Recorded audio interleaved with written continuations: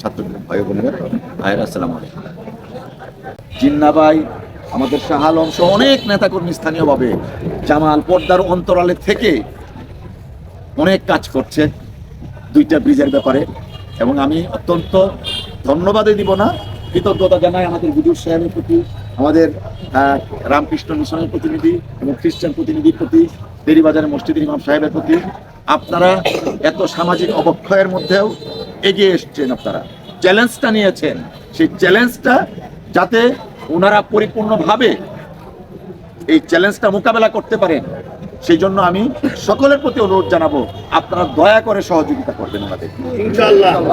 আমরা এই কাঠের ব্রিজ, এটা একটা নমুনা। এই ব্রিজটার তাৎপর্য ব্যাপক। কেন আমাদের 4 জনের নাম এখানে লেখা হলো, এটা তাৎপর্য আছে।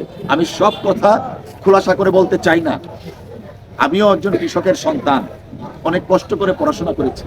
আমি এই ভাতের মার বাড়ির পাশের মানুষ নিয়ে গেছে, সেটা চোখে দেখেছি। আবার বঙ্গভবনে গিয়েছি, ব্রিটিশ রানীর সাথেও ডিনার করেছি।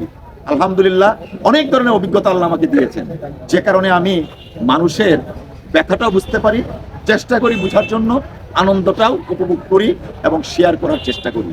এই যে 4 জনকে সমন্বয় করে এক জায়গায় আনা হয়েছে, এইটার একটা তাৎপর্য আছে। আশা করছি যদি আল্লাহ রাব্বুল আলামিন আমাদেরকে সুযোগ দেন, মানুষের কাছে এই তাৎপর্যটা ধীরে ধীরে কথায় না, কাজের মাধ্যমে প্রমাণিত হবে ইনশাআল্লাহ।